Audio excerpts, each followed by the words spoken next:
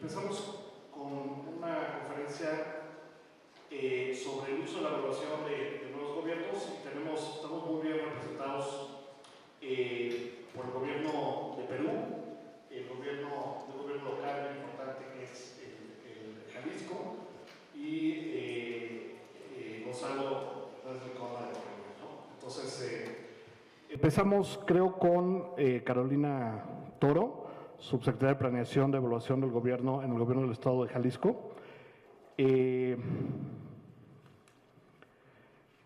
Licenciada en Ciencias Políticas de la Pontífica Universidad Javeriana de Bogotá. No sabía.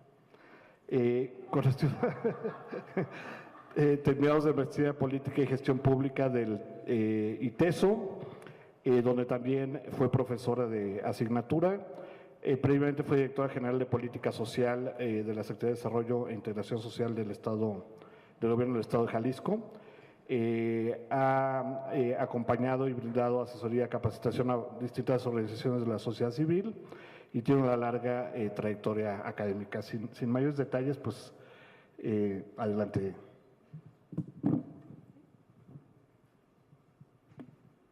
Buenos días a todas y a todos. Agradezco muchísimo la invitación de Coneval, de todo su equipo, Gonzalo, Tania, Edgar, y la posibilidad de compartir panel con los compañeros panelistas. Muchas gracias.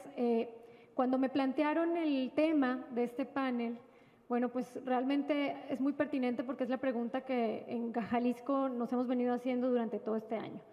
Es el último año de gobierno y entregamos la administración el 5 de diciembre de este año. Y bueno, una de las preocupaciones y los planteamientos es qué va a pasar con toda la estructura y con todo el diseño institucional que se realizó en materia evaluativa en el Estado. Y me gustaría dividir la presentación en dos partes. Primero, contando de manera muy breve cuál es esa estructura que se diseñó y se creó para soportar las prácticas evaluativas, de manera muy breve, porque como lo platicamos ahorita al comienzo del panel, creo que ahí está gran parte de la fortaleza, de la supervivencia de este tema en Jalisco, y al final concluir con algunos otros elementos que creo pueden aportar para transitar de gobierno sin retroceder, sino por lo menos permanecer con algunas de las iniciativas que se han generado en estos años. De manera muy rápida me voy a saltar esto. En Jalisco se ha planteado un esquema, una estrategia de evaluación que le hemos denominado Evalúa Jalisco, que tiene 4 componentes o 4 puntos de equilibrio muy importantes. El primero es el monitoreo de acciones y programas públicos, es decir, se hizo un gran esfuerzo por identificar cuál era el universo de programas, políticas y acciones que iban a ser sujetos de evaluación. Eso generó un sistema que les voy a platicar más adelante. En segundo punto, se generaron unas acciones que contribuyeran a mejorar las condiciones de evaluabilidad en Jalisco, con básicamente 2 instrumentos. Uno, unos lineamientos generales de monitoreo y evaluación, una guía para reglas de operación para que de alguna manera la institucionalidad de las acciones y de las intervenciones públicas tuvieran más soporte y mayor sistematización. Un tercer elemento que es el desarrollo y la coordinación de la práctica evaluativa, lo que yo llamaría el desembarco de las evaluaciones. Y un último punto de equilibrio que era, bueno, después de realizar las evaluaciones, ¿qué hacemos con las evaluaciones? ¿Qué hacemos con lo que se deriva de ellas y qué uso le podemos dar? Estos 4 componentes de ese diseño, de esa arquitectura institucional del sistema de evaluación en Jalisco se soportaron en 2 elementos que creo que son fundamentales para mirar hacia adelante en términos de evaluación. Uno es un comité técnico independiente, donde está Coneval, donde está Función Pública, donde está Hacienda, donde está CLIP, pero además 6 universidades del Estado, y otro, un fideicomiso, que es el instrumento financiero que le dio vida y le dio posibilidades de que las evaluaciones existieran.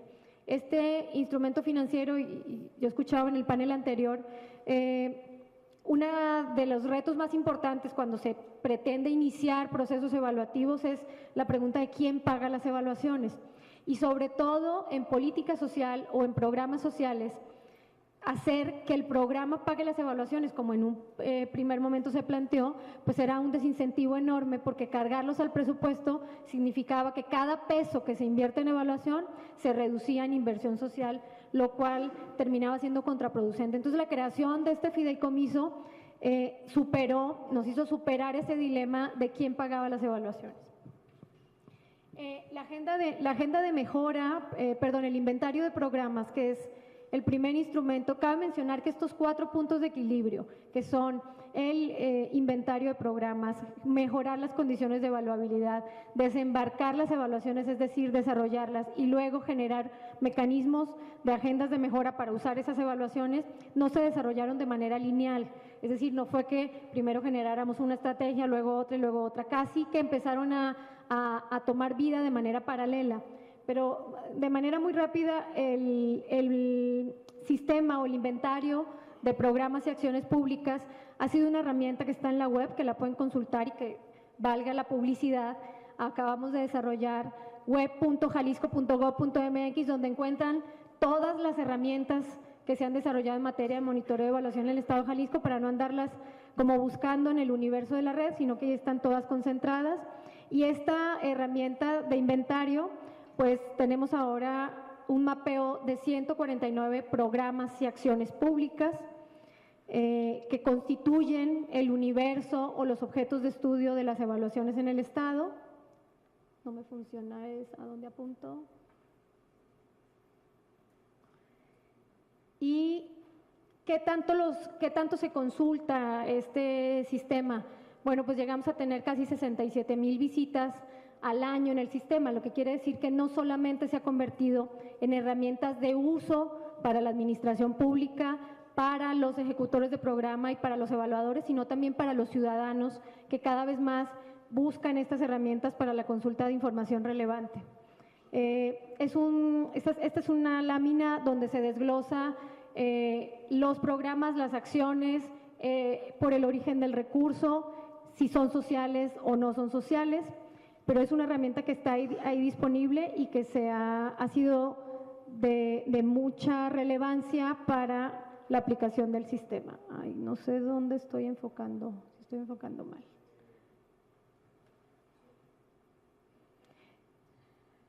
Me gustaría platicar los siguientes elementos. ¿Hacia allá? Ahí está. En cuanto a condiciones de evaluabilidad, nosotros cuando llegamos a la administración en el 2013, encontramos pocos elementos que permitieran sustentar esta estructura de la práctica evaluativa. Y eso, lo platicábamos también antes del panel, pues para nosotros fue benéfico, porque no era empezar a construir sobre algo ya armado o mal hecho, sino que empezamos prácticamente desde cero, pero en muchos aspectos replicando la experiencia federal, y en eso tengo que decir, a Coneval le debemos las entidades federativas y en especial Jalisco, le tenemos un gran reconocimiento y agradecimiento, porque nos permitió montar a nivel subnacional muchos de los elementos que se estaban realizando a nivel federal. Y lo primero que hicimos fue generar estos lineamientos generales de monitoreo y evaluación para que se determinara muy claramente cuáles eran los actores que participaban en este ecosistema de la evaluación, cuáles eran los tipos de evaluación que se podían realizar, cuáles eran los alcances, cómo debían pagarse, cómo podían publicitarse los hallazgos de estas evaluaciones, y también la obligatoriedad de publicar un programa anual de evaluación, que también vale la pena mencionar. En 2017 publicamos el primer programa bianual de evaluación, y también está disponible en la web para su consulta. En cuanto a las evaluaciones, vamos a concluir la administración con 77 evaluaciones realizadas de diferentes tipos. La mayoría de las evaluaciones son de consistencia y resultados, de diseño, de resultados, lo cual es raro, pero además hemos encontrado una categoría que nos ha servido de comodín para las evaluaciones que hemos querido realizar, son las evaluaciones estratégicas, donde hemos podido aglutinar ahí evaluaciones de reglas de operación, evaluaciones de programas presupuestarios de ramos federales, evaluaciones más integrales, no solamente de programas, sino de políticas, como es el caso de una evaluación de política social que estamos a punto de terminar, y evaluaciones también, la hemos llamado evaluación de diagnóstico del ecosistema de emprendimiento. Eso es lo que permite justamente las evaluaciones estratégicas, que nos permiten generar procesos evaluativos que se adecúen a las políticas o a las estrategias o a las prioridades de los tomadores de decisiones. Ahí no se alcanza mucho a ver, pero me parece interesante decir en relación al costo, que es uno de los principales desafíos que teníamos en Jalisco, cómo vender las evaluaciones, venderlas para los tomadores de decisiones, venderlas para los responsables de los programas y venderlas públicamente sin que representara un enorme costo para el presupuesto del Estado. Todas las evaluaciones, las 77 que se han realizado, representan el 0.24% el costo de la evaluación respecto al presupuesto total del programa. Si hacemos un promedio de todas las evaluaciones contratadas, las evaluaciones han salido alrededor de 245,000 pesos, lo cual es un costo muy bajo para todo el beneficio y el valor agregado que ha representado la información que se ha derivado de las evaluaciones. El uso, ¿qué hacíamos con las evaluaciones? Se generó una agenda de aspectos susceptibles de mejora que es pública y que obliga a todos los evaluados a asumir compromisos públicos derivados de las recomendaciones externas.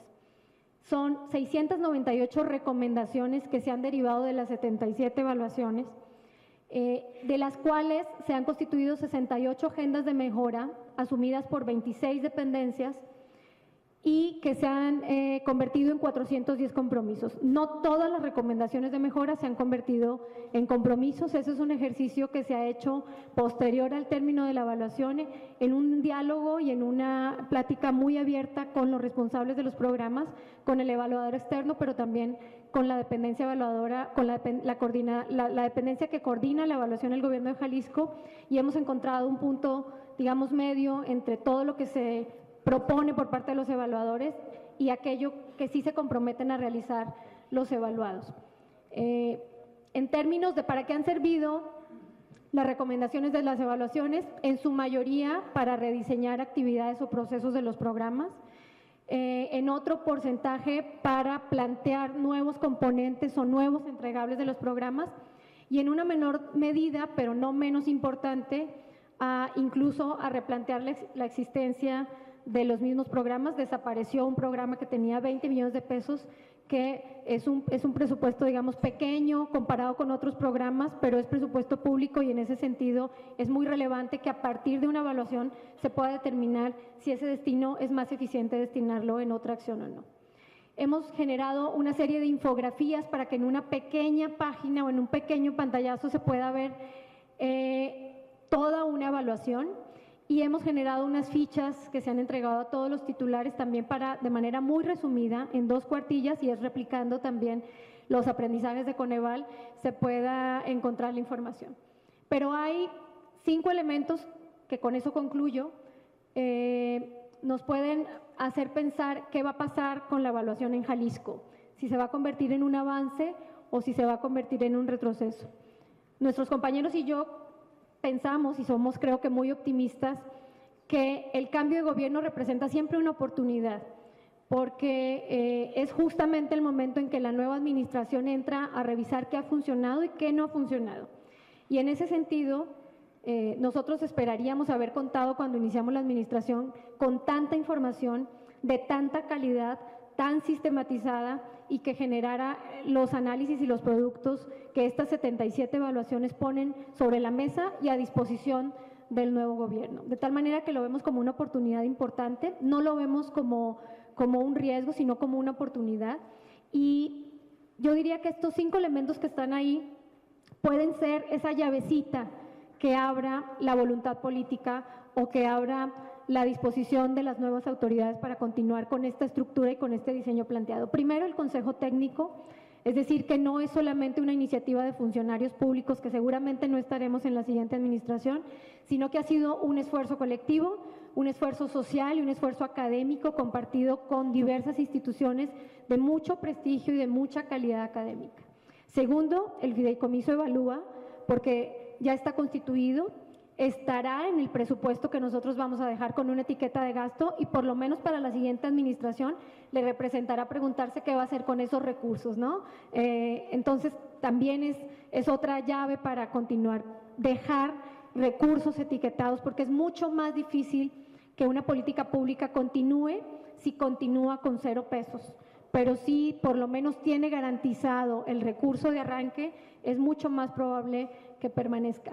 El portal Evalúa Jalisco, ¿por qué? Porque es una herramienta que incluso si cambiamos todos los funcionarios de la dependencia, ahí van a encontrar sistematizado y documentado todo el esfuerzo evaluativo, desde términos de referencia, evaluaciones, agendas de mejora, todo lo que ha sucedido, digamos, la narrativa y la historia de estos 6 años en materia de evaluación.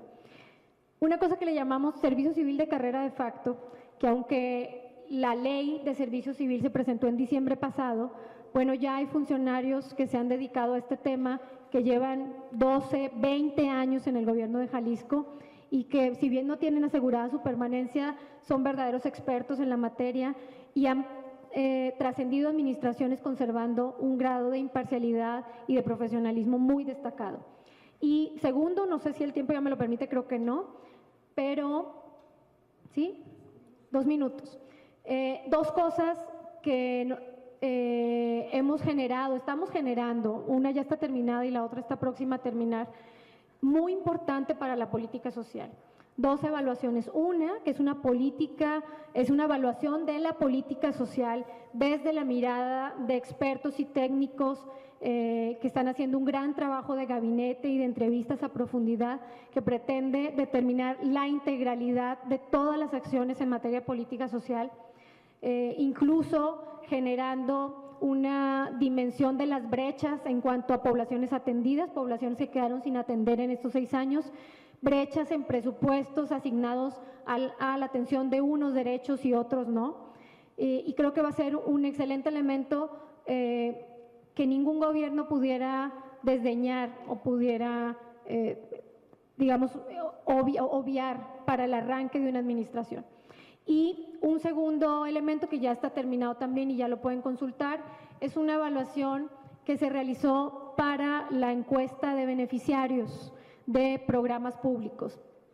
Esta es la otra mirada, es decir, la primera evaluación de política social es una mirada desde los expertos de todo lo que se ha hecho en materia de política social en esta administración y esta es una mirada desde los beneficiarios, de cómo perciben la gestión del programa, de cómo perciben los resultados, cómo perciben los elementos de transparencia y rendición de cuentas y algunos otros elementos. Esto, no sé si está políticamente correcto que lo llame así, pero nosotros pudiéramos decir que es como la zanahoria que ponemos para sentarnos a dialogar sobre política pública, lo que se ha aprendido, los retos que continúan hacia el futuro, porque lo decíamos también ahorita al inicio, un poco adelantando el prepanel. Cuando llega una siguiente administración, es muy difícil que se casen con algo que ven que es producto o digamos un logro de la administración saliente, sobre todo cuando hay diferencias de partido. Pero cuando dejamos a un lado el orgullo, ¿no? y el ego de la misma burocracia y decimos, a ver, esto es un logro de todos y es un logro más colectivo que individual y además todavía tiene grandes retos y los retos hay que señalarlos y hay mucho camino que recorrer y se pueden construir versiones 2.0 de todo esto que se ha generado y se puede diseñar más herramientas para ponerle valor agregado a este ecosistema. Creo que es un buen punto de partida para empezar la discusión con las nuevas administraciones y ojalá en la siguiente semana de la evaluación esté aquí sentado el gobierno entrante de Jalisco, ya no hablando de lo que se hizo, sino hablando de lo que van a hacer.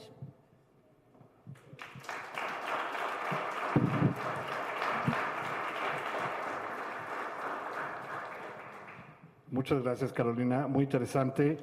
el tema de continuidad sin duda es fundamental, ¿no? Cada vez que tratamos de hacer un seguimiento en Coneval de la institucionalización de las evaluaciones en los estados, pues sí, lo típico es encontrar cómo el cambio de gobierno es volver a inventar la rueda, a pesar de esfuerzos bien importantes como el que nos acabas de presentar.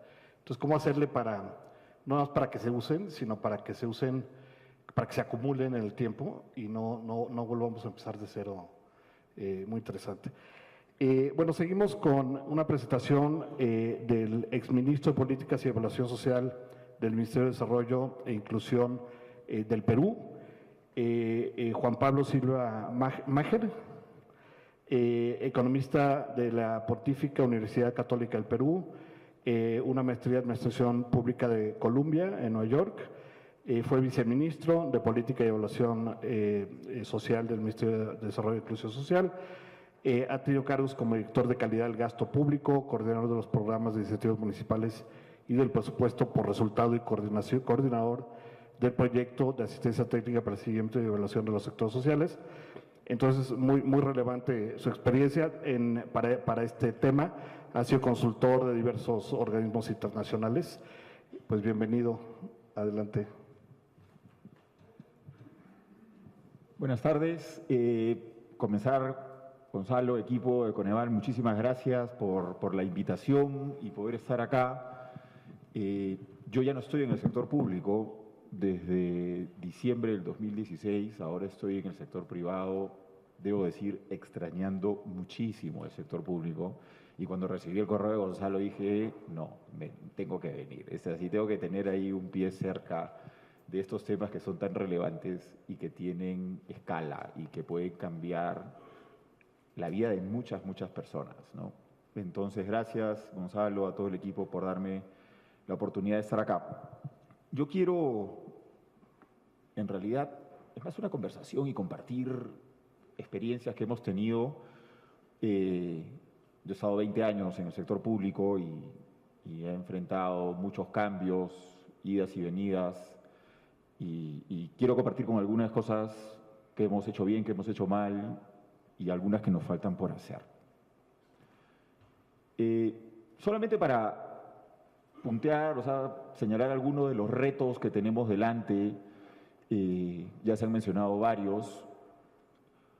Comenzar todo nuevamente y no capitalizar lo avanzado, ¿no? Ese es uno de los grandes problemas de todos los que impulsamos reformas o estamos tratando de construir algo nuevo que traiga bienestar. Y comentábamos también antes, que no lo puse acá, pero a veces simplemente lo pongo para ponernos a pensar. No sé qué es peor, que decidan cortar con algo abiertamente y públicamente. ¿Ya? Vamos a cerrar esta iniciativa, no vamos a continuar este programa porque no me gusta. No sé si eso es peor que decir, no, lo vamos a continuar, pero en la práctica no lo continúas y lo dejas morir, habiendo dicho en alguna presentación, en alguna entrevista, que sí, eso hay que continuarlo, ¿no? No sé qué es peor, la verdad, pero el problema está ahí, el reto está ahí. También tenemos introducir temas en la agenda de prioridades que no atienden problemas centrales de la población, ¿no? ¿Cómo construimos esta agenda sobre la cual tenemos que construir políticas y programas y ver cómo mejorarlos constantemente? Y finalmente, pongámoslo en positivo, ¿ya? Cómo capitalizar las buenas intenciones, ¿no? Porque a veces traen ideas nuevas, hay que hacer esto, pero claro, de repente lo leyeron en algún tuit, ¿no? Y les pareció importante implementarlo para 30 millones de personas y no usan lo que hemos aprendido por años para tratar de entregarle a la población los servicios con la cantidad y calidad que tienen, ¿no? Entonces, bueno, estos son un poco los temas que nosotros enfrentamos. Yo diría que no solamente en el cambio de gobierno de personas electas por la población, sino dentro del Poder Ejecutivo hay cambios también. Y ahí hay cambios de ministros, cambios de secretarios, etcétera, que nos plantean estos mismos retos, ¿no? Entonces, yo quiero contarles cuatro puntos. Voy a tratar de 4 temas rápidamente a partir, en cada uno de ellos, tocar algunas de las experiencias que nosotros tuvimos en Perú. El primero tiene que ver con, tenemos que comenzar a construir una cultura de evaluaciones, ¿no? Para ligarlo con el panel anterior de las complejidades, no voy a hablar acá de la importancia de la rigurosidad y la calidad de las evaluaciones sobre las cuales diseñamos nuestras políticas, nuestros programas y nuestras recomendaciones. Eso es algo que es una condición necesaria y tenemos que estar constantemente avanzando en esa dirección, encontrando las mejores técnicas, rutas, preguntas, etcétera. Ya, eso hay que seguir desarrollándolo, pero no voy a hablar de esa complejidad. Yo lo que quiero hablar acá es de la complejidad política, de la complejidad de que nos escuchen, quienes nos escuchan, quienes nos creen. Porque al final terminamos hablando entre los mismos. ¿No es cierto? Yo escuché en la presentación anterior que todos se reconocían. En realidad es bueno, pero a la vez puede ser preocupante también, ¿no? O sea, a quienes estamos llegando y entre quienes, sí, pues ojalá que esto cambie algún día, pues, ¿no? Pero siempre nos decimos entre los mismos y no vamos pues al otro grupo, ¿no? Porque también es una zona que no sabes qué va a pasar también, ¿no? Entonces yo creo que es importante comenzar a ampliar la audiencia, sobre eso voy a hablar al final, pero quiero hablar de esa complejidad en la comunicación, en la parte más política, ¿ya? Política entendida como relacionarnos con actores, intereses, incentivos. Entonces uno tiene que ver con la cultura porque finalmente hay que comenzar poco a poco a reconocer el valor de las evaluaciones. Entonces, ¿qué hicimos en el Perú? Ya esto comenzó en el 2009 y simplemente les voy a mencionar del programa de incentivos a la mejora de la gestión municipal. Lo comenzamos en el 2009 y todavía existe, ¿ya? Y esto tiene mucho que ver con el fideicomiso que nos hablabas, Carolina. Yo creo que eso es un elemento bien importante y que está, con sus diferencias obviamente, alineado a lo que acá les voy a contar brevemente. ¿Qué cosa es este programa? Yo estaba en esa época en el Ministerio de Economía y Finanzas. Entonces, lo que había que hacer es que se había calculado mal una transferencia que se les hacía a los gobiernos locales, a las municipalidades. Tenemos en el Perú, en esa época eran 1.840 municipalidades en todo el Perú, que se les hacían transferencias todos los años para que ellos puedan ejecutar sus acciones, sus proyectos, etc. Y se había calculado mal, hace muchos años, la fórmula de asignación. Entonces el ministro de Economía dijo, oye, acá hay un error, les estamos dando más de lo que tenemos que darle. A ver, dile a 1.840 alcaldes que le vas a dar todos los años 600 millones de dólares menos en total. O sea, en ese momento el ministro lo sacan, ¿no? Entonces, ¿qué fue lo que hizo Carranza? Que era el ministro en esa época, dijo, muy bien, vamos a mantener esa transferencia, pero te la vamos a dar condicionada al logro del cumplimiento de ciertas metas, ¿no? Y ahí he puesto una relación de los temas con los que comenzamos a construir estas metas, y eso fue lo que dio origen al programa de incentivos municipales, ¿ya? No quiero hablar de las metas ni de los objetivos que estaban detrás. Quiero concentrarme en el cambio, en el valor que se le dio en el tiempo a este mecanismo.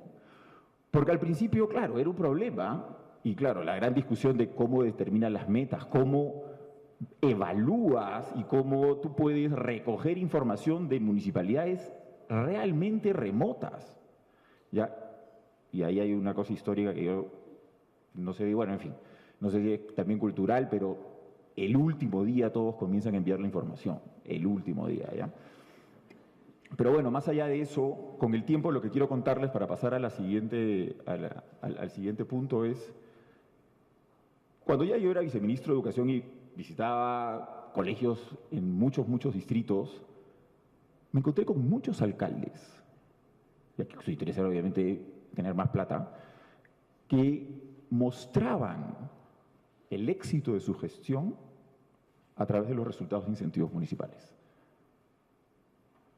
Que era, o sea, cumplías o no cumplías, y era una evaluación que era una sola, era transparente, hecha por el Ministerio de Economía y Finanzas, que era un ente independiente, que era, claro, el cuco, el malo de la película siempre, riguroso, ¿no?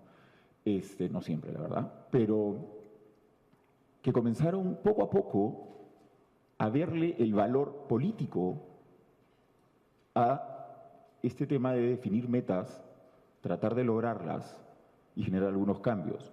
Por supuesto que también nos encontrábamos con otros alcaldes que hablaban más de los logros en las temáticas, ya en términos de reducción de desnutrición crónica, incremento de recaudación de impuesto predial, los temas sobre los cuales estaban determinadas las metas. Pero yo simplemente quiero llamar la atención cómo algunas autoridades comenzaron a darle valor a estos instrumentos de evaluación, a metas y que sean evaluadas por un actor independiente.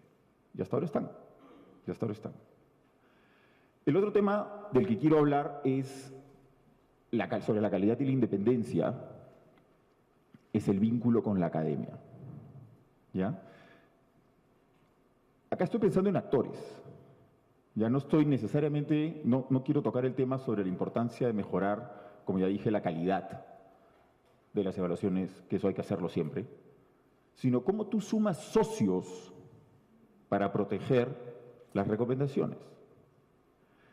Y hay que decirlo, tenemos, por lo menos en el Perú, no podría hablar por México, pero en el Perú tenemos una agenda gigante en acercar la agenda de los tomadores de decisiones, de los que están en la gestión pública, con la academia. Y por supuesto, cuando tú hablas con los grupos de la academia, los del sector público no entienden cómo van a querer, pues, que yo tenga resultados con toda la rigurosidad en esos plazos, o sea, en qué país viven, ¿no? Y mil cosas más. Y de otro lado, cuando tú hablas con los gerentes, estos que están preocupados más en la publicación, y yo tengo acá adelante a la persona que, tengo al presidente que me está esperando para dar los resultados, o si no yo pierdo el puesto y después se me caen todas las reformas que estoy impulsando, o tengo una huelga que tengo delante, que tengo que darle una recomendación hoy, ¿no? Y eso no va a cambiar. Yo creo que hay que ver cómo comenzamos a tender estos puentes de manera que volver a la academia un socio estratégico en los resultados y las recomendaciones que buscamos se utilicen por las autoridades. Que ya no sea el gobierno o la administración que se va, sino sea una universidad o un centro de investigación que siempre está ahí, ¿no? ¿Qué es lo que hicimos? En el 2012, ahí estaba en el Ministerio de Desarrollo e Inclusión Social, con la ayuda de JPAL, también creamos la Comisión Quipu. La Comisión Quipu fue un intento en ella creamos una agenda de programas e intervenciones específicas con el acuerdo del Ministerio de Desarrollo y el Ministerio de Economía y Finanzas, ¿ya? Y lo que buscamos es, contratar y traer evaluadores nacionales e internacionales para que generen innovaciones en esos programas e intervenciones específicas que se habían seleccionado por el Ministerio de Desarrollo y por el MEF, que diseñen una evaluación de impacto, ¿ya? Y sobre eso se iba a evaluar después ya internamente en el gobierno, continuar con algunas de las intervenciones que se consideren que valían la pena. Era un intento de, lo que les estoy diciendo, tratar de acercar a la academia y a los tomadores de decisiones en la misma mesa, ¿ya? Y yo creo que ahí lo que fue valioso es realmente sentarlos en la misma mesa, sentarlos en la misma mesa, porque no hablan, ¿ya? No se hablan, y uno termina quedándose en sus grupos y alimentando sus cuestionamientos, seguramente muchos de ellos con razón, pero no tratan de encontrar estos puentes que permitan producir algo nuevo que nos acerque, ¿no? La Comisión Quipu se descontinuó. De ahí una de las evaluadoras fue ministra de Estado, ministra de Salud, la que estaba responsable de una de las innovaciones en desnutrición crónica infantil. Imagínense, olvídense de la evaluación que estaba viendo, sino es cómo tú jalas a un actor de la academia al Poder Ejecutivo, ¿no? Y comienzas a fortalecer esa relación. Otro ejemplo, o otro tema que quiero ver, cambiamos. Acá ya no estábamos hablando de programas y preguntas de política amplios, sino ya estando en el Ministerio de Educación, y también en esta nos ayudó JPAL, creamos el Minedulab. No, porque como ya hemos estado comentando y seguro todos nos podemos imaginar, el manejo de las urgencias en la gestión pública y los tiempos es casi que lo que ocupa el 100% de nuestro tiempo, ¿no? Entonces ahí tenemos un problema. Entonces acá lo que intentamos es cambiar el foco del uso de la evaluación para tratar de encontrar preguntas más chicas, más simples, ¿ya? Que de repente pueden a la academia no interesarles tanto, pero que eran problemas que tenían los operadores, ¿ya?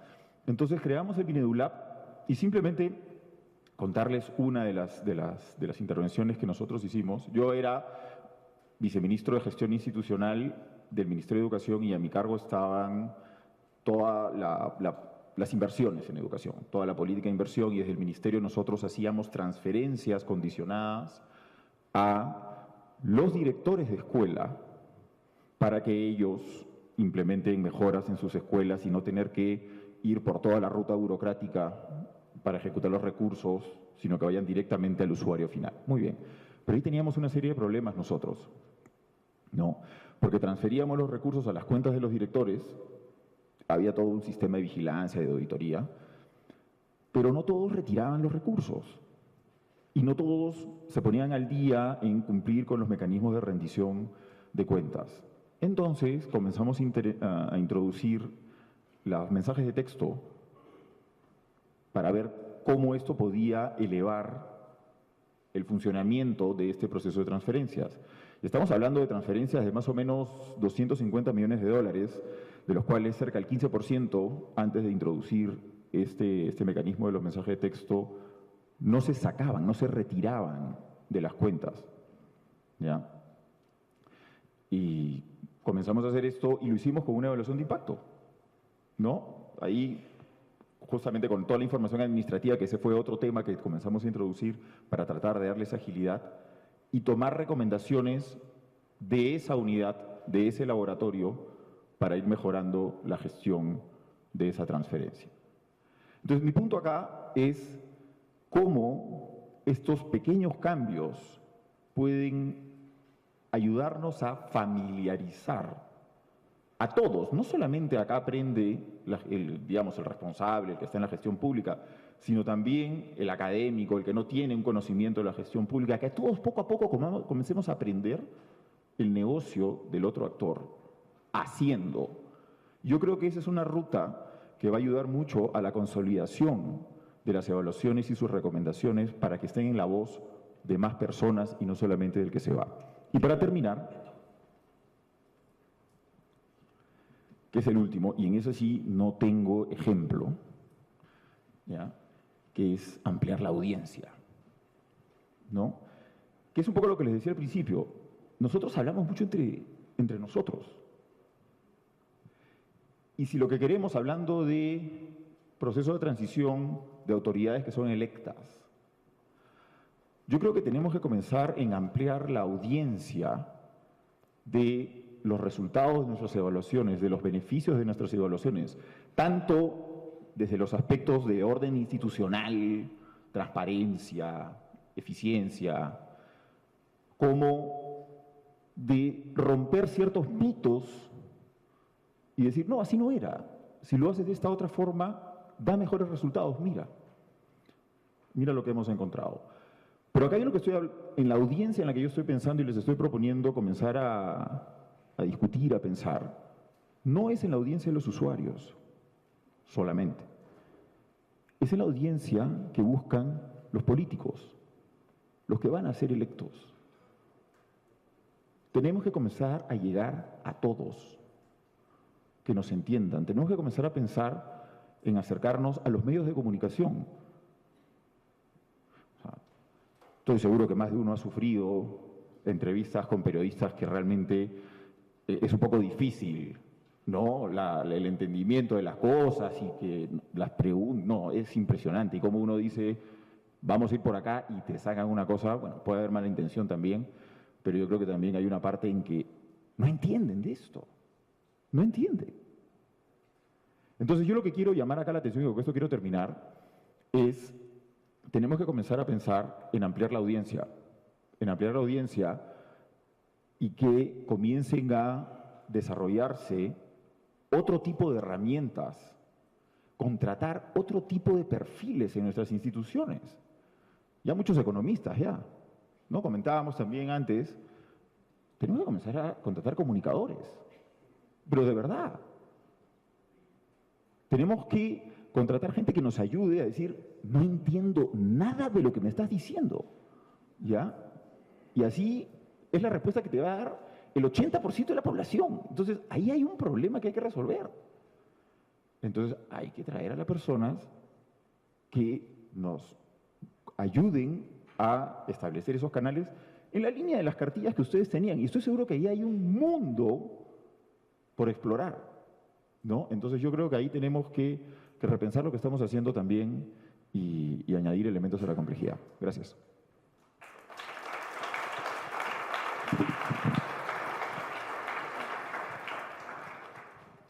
Muchísimas gracias por una excelente presentación, Juan Pablo. Acá no tenemos problemas de comunicación con los periodistas, se entiende perfectamente inmediatamente. Esa parte no. Sí, claramente la comunicación es un reto. El tema de la consistencia o integración entre el esfuerzo académico, ¿no? La acumulación de la construcción del conocimiento tan importante de ciencias sociales y su utilización en las evaluaciones es un tema que creo que ningún país ha logrado solucionar, ¿no? Es un tema realmente de los incentivos a la producción del conocimiento versus los incentivos o los requerimientos que necesitas para convertir para dirigir, digamos, ese conocimiento a prioridades de políticas públicas, ¿no? Es un tema muy acertado, fundamental. El tema de la gestión, y me llamó mucho la atención en particular la cultura de la evaluación en la parte de los gobiernos locales, ¿no? Muchas veces, ciertamente, las iniciativas de crear una cultura de evaluación empiezan a nivel central y pues se tardan bastante en permear a los niveles locales y sobre todo al nivel municipal, ¿no? Entonces, me parece bien importante la experiencia del Perú en esto. Bueno, finalmente le voy a pasar la palabra a Gonzalo Hernández Licona, que creo que todo el mundo conoce muy bien, secretario general de Coneval. Creo que además ya ha de haber sido presentado en la inauguración de este evento. Gracias. Gracias, John, y muchas gracias por estar aquí con este panel tan importante, tan interesante, porque estamos viendo experiencias de un país hermano, digamos, Perú, y cómo pensaron en Perú, y muy importante, una entidad federativa, ¿no? Y tenemos cambios en este año en el caso de México, del país y de los estados. I really have to apologize to my friends Manny and Vivian and others that we don't have translations today, but tomorrow we will have. Eventually and hopefully, perhaps with the help from John, and we can have a summary in English, perhaps, just to make sure that you keep awake. A ver, el Coneval lleva pensando ya varios meses,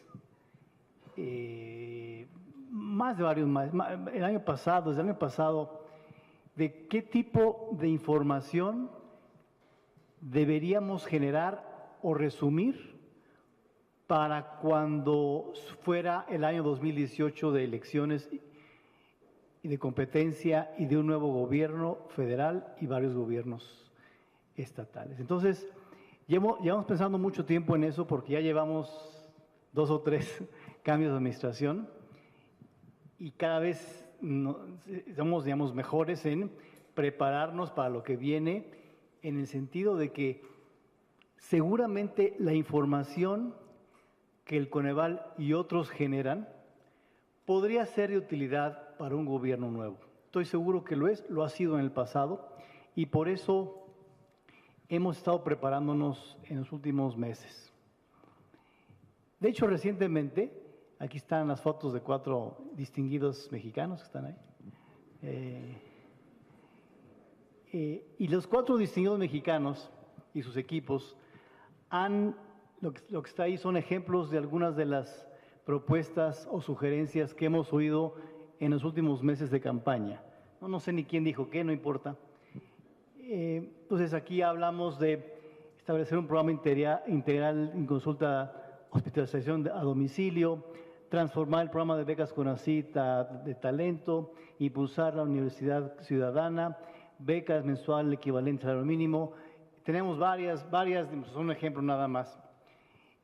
Y evidentemente eso quiere decir, como es obvio, que los candidatos ya están haciendo propuestas concretas y seguramente algunas de ellas van a ser mañana acciones o programas o estrategias de gobierno, seguramente con algún cambio. Pero es evidente que sería muy importante, se me puede cambiar aquí, ahí atrás, pues por aquí ya no sé cómo cambiarle. Preguntas básicas que uno debería empezar a hacer.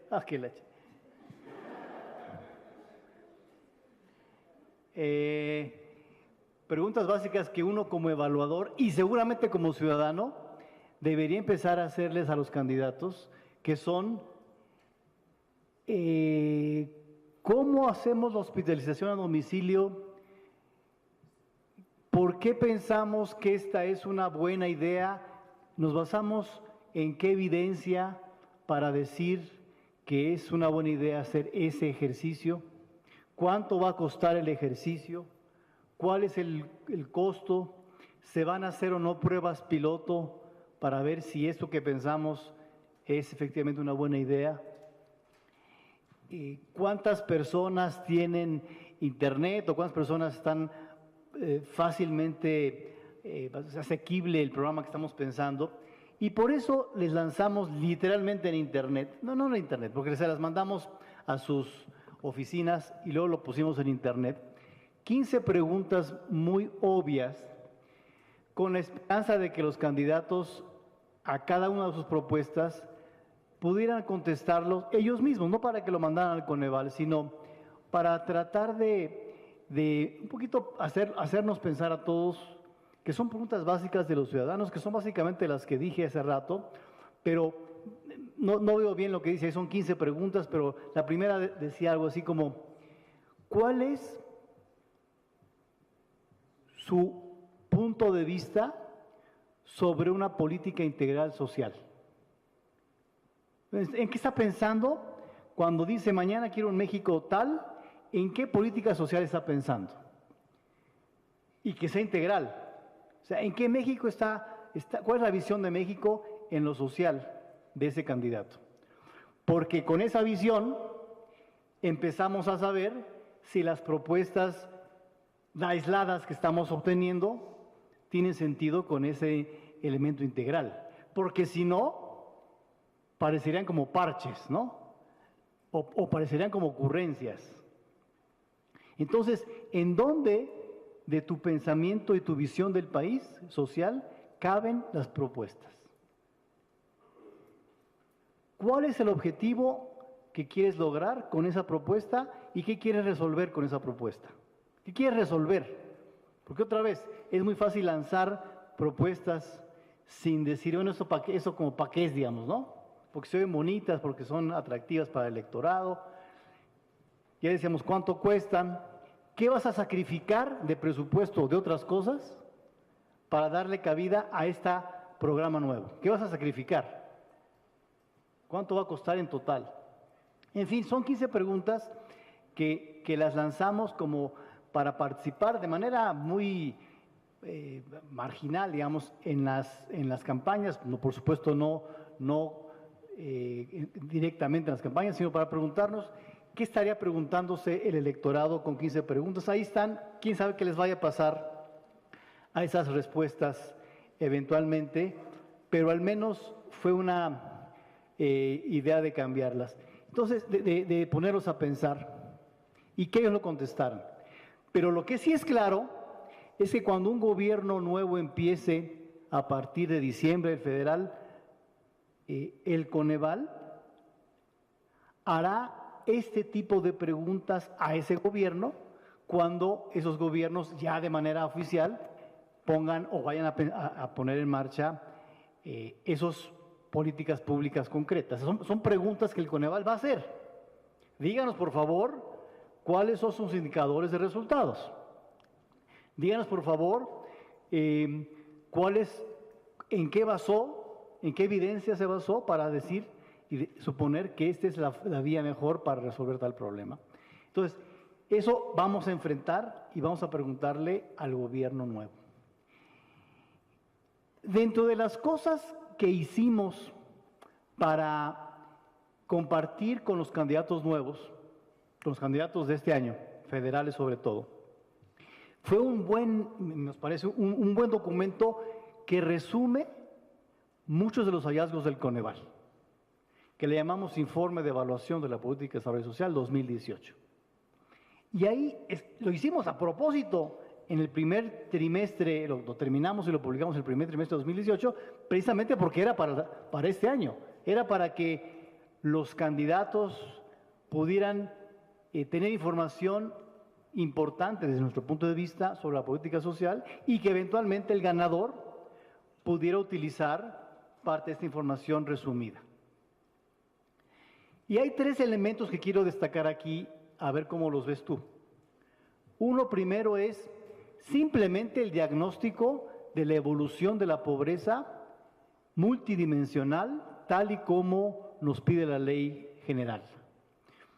Es una información que ya hemos dado a conocer pues, a cada rato, pero que ponerle un informe especialmente para los candidatos puede ser importante porque luego uno oye cifras de pobreza de todos calibres y en las campañas también uno oye, no es que la pobreza subió tanto, bajó tanto y simplemente lo sacaron de su ronco pecho los candidatos, ¿no? Sí, a ver, la pobreza es esta, las carencias son estas, los componentes de la pobreza son estos. Entonces, la primera parte es esta. Y la segunda es la segunda parte es bien importante en este informe porque lo que quiere decir es, el Coneval cree y está seguro que el desarrollo social es más amplio que la medición de pobreza. Debe ser más amplio que la medición de pobreza. Hay otros elementos bien importantes que aunque no se midan ya sea con el rigor o que son medianamente muy visibles como la medición de pobreza, son importantes. Como por ejemplo, el acceso efectivo a los derechos sociales.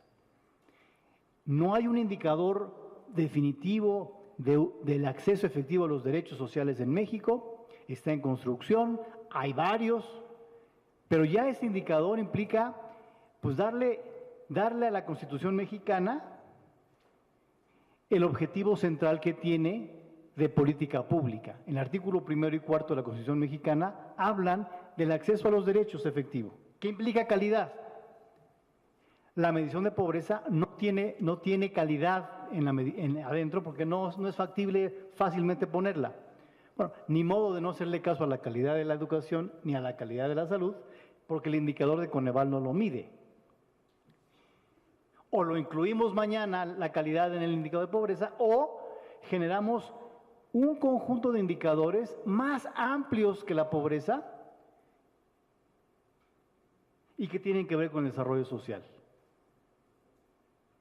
Entre otras cosas, las brechas entre grupos sociales específicos. Porque estoy seguro, como lo decimos a cada rato, que hoy las jóvenes indígenas tienen menor pobreza extrema, es decir, más coberturas básicas en salud, en pisos firmes, en becas, que hace 10 o 15 años, pero la brecha entre mujeres indígenas y el resto de la población, pues sigue siendo tan amplia como siempre.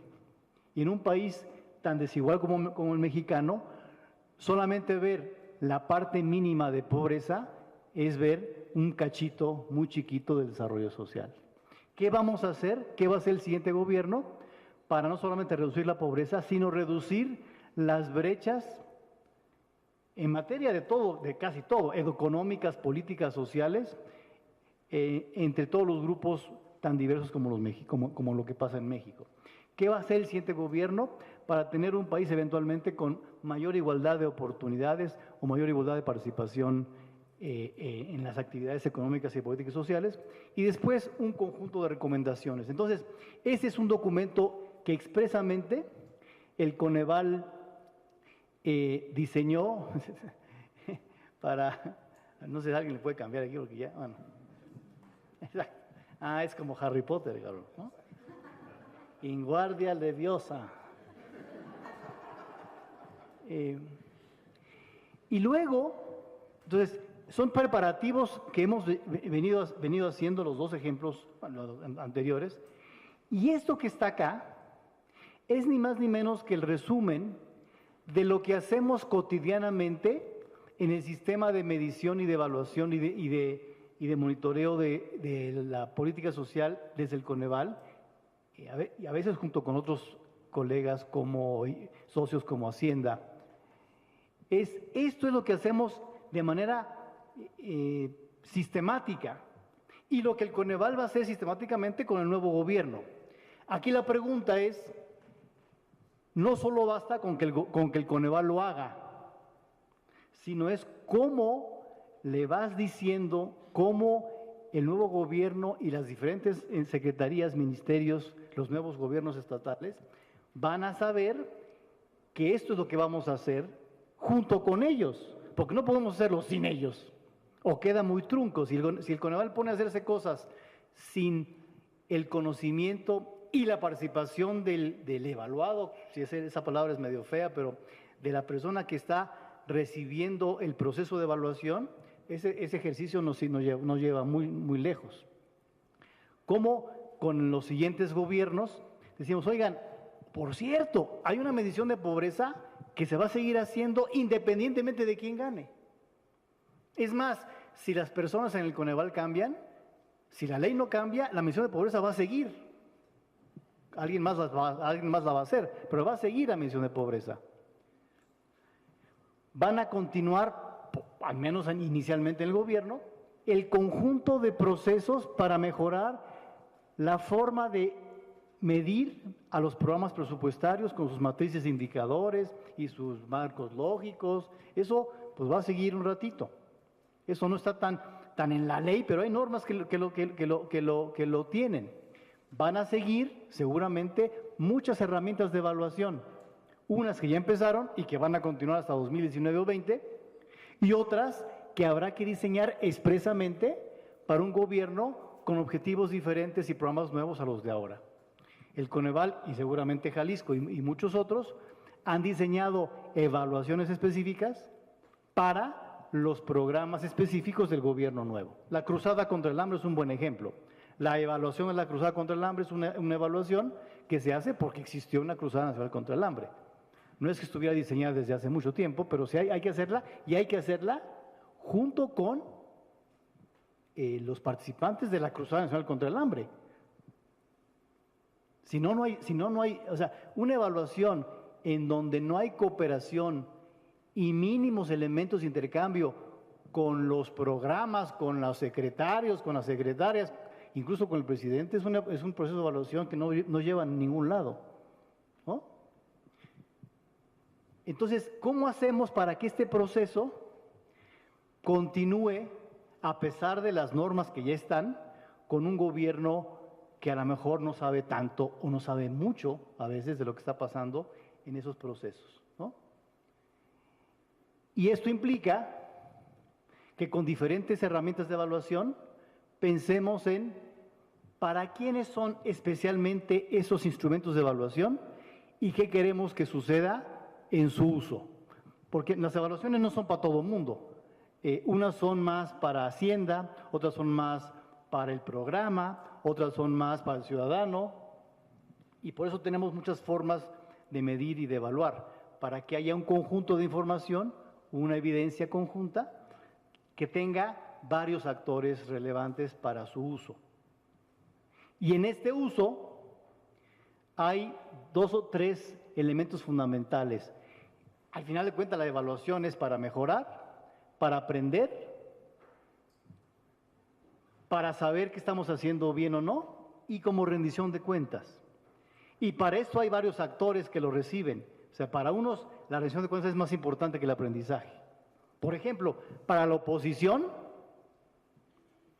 le importa más la rendición de cuentas, donde dice, oye, tenemos una institución independiente que está diciendo netas, que está diciendo cosas que son ciertas, aunque le duelan a veces al gobierno en turno. Hay cosas de rendición de cuentas importantes. Y hay otras que son de aprendizaje, quien más está interesado en eso es el programa que quiere mejorar. Y que no le interesa tanto que lo digas afuera. De hecho, hay siempre un reto entre mejora y rendición de cuentas, porque no van de la mano, ¿no? A veces tienes que enfatizar uno u otro, los dos son importantes, pero no siempre van de la mano, porque a veces si quieres ser muy rendido, si quieres ser una persona que dice, mira, yo soy independiente y voy a decir las netas, eso casi a veces cancela el tema de mejora, porque ya no te oyen, dicen, este tipo me quiere ventanear con la jornada. No, la jornada ya no, porque recibe mucha lana del gobierno, pero digo, aquí algunos otros, ¿no? Pero entonces esas dos cosas tienen, entonces el siguiente gobierno, ¿cómo las dos cosas haces un balance importante para que el resumen final sea un sistema de evaluación que va trabajando, que se va haciendo en el día a día y que cumple los dos objetivos, el de rendición de cuentas y el de mejora continua, ¿no? Entonces, ya para terminar, dejo esas reflexiones para que aquí nosotros, digo, los tres y ustedes seguramente pensarán. El tema de incentivos, que creo que Juan Pablo decía de alguna manera, es el tema central que en el Coneval hemos reflexionado mucho en los últimos años, porque me parece que de manera muy inocente, quienes venimos de la academia, pensamos que una buena evaluación de impacto, bien hecha, rigurosa, que tiene mucho valor agregado en el conocimiento, automáticamente por eso va a ser utilizada por el presidente, por el subsecretario, por el diputado, porque fue una muy buena evaluación de impacto, cabrón. Y el cuate dice, pues está padre, ¿y esto como para qué o qué? No, pues está bien hecha, fíjese lo que está diciendo, es que si es esto y hace esto, esto va a cambiar o esto va a pasar. Y la avaló el CLEAR y la avaló el Coneval y en doctores en economía, y yo creo que es muy inocente porque el político, quien toma decisiones de política pública y de política, se despierta pensando en otra cosa. Se despierta diciendo, yo mañana, ¿cómo le hago para ser subsecretario? O presidente, o gobernador, o que no me corran de mi chamba. Es lo que se despierta pensando en general un policy maker. También un poquito sí, pues, o sea, gente muy optimista, como Carolina seguramente, también dice, mira, hoy cómo voy a ayudar a la gente, hoy cuántas vidas voy a salvar. Que un poquito es como la pregunta que deberíamos hacernos todos los que trabajamos en política, ¿no? Pero muchos otros dicen, ¿y cuándo me toca ser presidente, cabrón? ¿No? ¿Cuándo voy a ser subsecretario? Y por lo tanto hay incentivos políticos de los políticos. En el momento, y aquí es la reflexión, en el momento en que la evidencia se liga y toma en cuenta los incentivos políticos de los políticos, te empiezan a escuchar. Dice, mire, gobernador, aquí tengo un indicador de pobreza multidimensional. Ay, güey, como multidimensional. Sí, güey. Es multidimensional. Que si usted lo puede bajar en su mandato, podrá ser presidente. O sea, son bonos para tener chance de ser presidente mañana. Entonces ya dice, multidimensional, ¿no? Sí. Entonces empieza la comunicación mucho más fluida que si uno como académico piensa que el reto o que el incentivo político de los políticos no es relevante. Entonces, ¿qué conjunto de retos, qué conjunto de incentivos positivos y negativos podemos generar en un sistema de evaluación para que sea un sistema que trascienda a los gobiernos, que los gobiernos nuevos la utilicen de manera, si no permanente, pues de manera sistemática por un buen rato? Luego hay que cambiar incentivos porque se gastan los primeros. Y termino diciendo, entre ese proceso de incentivos y de comunicación, dos elementos fundamentales. La confianza, yo decía hace rato, es muy difícil un sistema donde el evaluado cree que te lo quieres fregar siempre. O donde el evaluado está seguro que siempre le vas a decir lo que él quiere oír. Digan cosas buenas, siempre. No, pues mejor pásate a ser comunicador social, cabrón, ¿no? O porrista. El evaluador tiene la difícil tarea de decir cosas a veces buenas del gobierno, a veces no buenas del gobierno, pero el reto es que exista la confianza de que esa evaluación es rigurosa, no es partidista y no tiene un objetivo final político complicado. Y la segunda es México y Jalisco, Perú, ¿tendrán los contrapesos a partir de 2019 que pide una democracia? O sea, la medición de pobreza, el Coneval, Jalisco, Evalúa Jalisco, todo lo que ha sido un proceso de contrapesos democrático en los países de América Latina va a continuar con un gobierno nuevo, porque eso no es gratis. Eso podría acabarse, como se han acabado muchas cosas cuando un presidente dice, esta no. ¿Dónde están los contrapesos? Un gobierno sin contrapesos es un gobierno que no será democrático. Entonces, ¿cómo vamos a preservar en México? Esperemos que así suceda, un país democrático que implique contrapesos. Muchas gracias.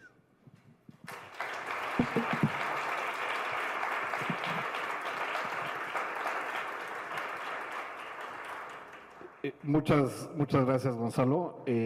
Como siempre, una presentación muy estimulante.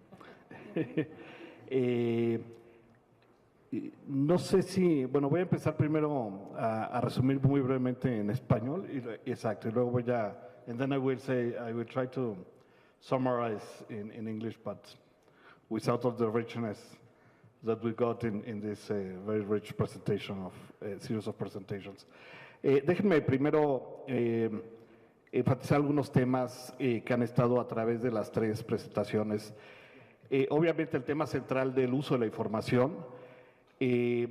¿Cómo le haces en particular para generar información que es relevante para las autoridades y al mismo tiempo rigurosa, ¿no? Bien fundamentada en los mejores métodos que tenemos? Eso en sí mismo, simplemente generar la información relevante, es un gran reto porque ya vimos los incentivos de la academia y los incentivos y los requerimientos del sector público, de los que tienen que implementar programas, son distintos. Muchas veces están en conflicto inclusive, ¿no? O sea, las mejores publicaciones, ciertamente en economía, están casi en relación inversa con su relevancia práctica, ¿no? Y viceversa. Mientras más útil, más difícil es publicarlo en una revista internacional, ¿no? El tema de continuidad y de que la información sea acumulativa es fundamental a nivel local y a nivel nacional, y yo agregaría a nivel internacional, ¿no? Un tema que no ha estado en la mesa, pero que yo quisiera colocar es, idealmente, vivimos con un nivel de vida de casi 80 años, con un nivel de consumo, aún para los pobres, pues muy por encima de los emperadores de Francia, como muchas veces se ha enfatizado. Todo esto se logró gracias a tres revoluciones, ¿no? La del conocimiento, la científica, la industrial y la de salud. El sueño, digamos, de los mecanismos de evaluación y de la cultura de evaluación es tener una cuarta revolución en las políticas públicas, es decir, que el conocimiento, y se ha acumulado muchísimo conocimiento, ¿no? Jalisco ya mencionó 77 evaluaciones, Coneval, no sé si se mencionaron, pero 2000 y pico evaluaciones acumuladas. Si ustedes entran a los repositorios de 3AI, JPAL, etcétera, tenemos miles de evaluaciones internacionales acumuladas, pero todavía estamos a una gran distancia de convertir ese conocimiento en calidad de políticas públicas, en innovación de política social. Ciertamente cuando vemos cómo se innova, pues no es parecido a cómo se creó el motor de vapor o el transistor. Es completamente distinto, ¿no? La relación entre el conocimiento, la brecha entre el conocimiento y la acumulación del conocimiento y la creación de políticas públicas nos deja realmente todavía a distancias luz de estas revoluciones, pero la visión que está detrás de esfuerzos de acumulación como el de 3AI es eso precisamente, que un presidente nuevo, como lo estamos teniendo en América Latina en estos días, Colombia, México, Chile, Costa Rica, ¿no? Idealmente, pues quisiera poder llegar y decir, oye, mira, para mí la prioridad y por la razón por la cual me eligieron es porque la desnutrición infantil es fundamental, la educación de los jóvenes, bajar las brechas entre comunidades indígenas y el resto de la población. Pues yo creo que me digan cuál es el estado del arte, ¿no? Quiero ir a uno de estos repositorios y decir, pues mira, lo más costo efectivo en las condiciones del país es A. Si por alguna razón no puedes hacer A, es B. Si no puedes hacer B, es C, ¿no? Y lo que ganas yéndote A en vez de a C es tanto, en términos de costo-efectividad, ¿no? Ese es, digamos, el sueño de una revolución científica en el ámbito de las políticas sociales. Ciertamente estamos muy lejos de eso, ¿no? Cuando mañana me va a tocar hablar en un panel que es sobre casos de aplicación del conocimiento de políticas públicas, cuando te pones a ver, pues de dónde vino la Cruzada Nacional contra el Hambre, fue una búsqueda sistemática de conocimiento, de dónde vino inclusive programas como Progresa, que fue uno de los más bien fundamentados o más intensivamente fundamentados en conocimiento, pero pues fue gente que platicó 2, 3 meses, bien informadas en las políticas, pero ciertamente no fue un proyecto Manhattan, ni mucho menos, ¿no? Entonces sí hay un tema bien importante en cómo pasar de determinantes que son inerciales, e improvisados, ocurrencias, ideologías, a evidencia científica. Y algunos de los temas, déjenme dar como una lista rápida de temas que se han mencionado en esa vía, es el tema de cómo asegurar que haya financiamiento para las evaluaciones. Eso es bien importante, porque cuando cambian los gobiernos, como dijo Gonzalo, pues no todo el mundo ve las evaluaciones como una oportunidad para mejorar las políticas públicas, las pueden ver como un obstáculo en una carrera política. Cómo asegurar que haya calidad e independencia, que se mantenga la calidad y que las evaluaciones, exactamente como lo dijo Gonzalo, si son demasiado buenas o demasiado malas en algún sentido, no sirven tanto, ¿no? México es un poco excepcional en que el evaluador está bastante distante del decisor de políticas por la historia del país. En muchos países el evaluador pues, es parte del aparato público, lo cual tiene costos de independencia, pero ventajas de cercanía. Entonces, ese dilema entre qué tan cerca y qué tan lejos lo enfrentan todos los países y ciertamente es importante resolverlo. El tema de cómo comunicar los resultados de las evaluaciones, no nada más al público en general, que es bien importante, pero a las autoridades, a los legislativos, a los aparatos legislativos, cómo hacer para que realmente se vean no como una oportunidad de criticar desde la oposición o de celebrar desde los gobiernos, sino una oportunidad de mejorar los programas. México creo que, como ha mencionado Gonzalo, ilustra muy bien el potencial y los límites, ¿no? En la medición de la pobreza tenemos, pues, por definición casi, una herramienta de políticas públicas, ¿no? Esa fue la gran ventaja de pasar de ingreso a una medida multidimensional. Y en esta última administración, de hecho, hubo un gran esfuerzo por utilizarla en forma muy explícita de esa manera, ¿no? El informe que mencionó Gonzalo de Coneval, pues lo que trata de hacer un poco es ir un poco más allá de eso, ¿no? Si nada más nos quedamos, la pobreza, pues por definición, está restringida a lo que podemos medir, inclusive en el caso de México, censalmente para poderlo reproducir en unidades geográficas pequeñas. Pero las políticas públicas son mucho más complejas y quieren atender problemas mucho más ambiciosos, como el acceso efectivo, la calidad de los servicios, cosas que no podemos medir en la mención de la pobreza, sí la podemos medir en las evaluaciones, ¿no? Entonces, es bien importante cerrar esa brecha.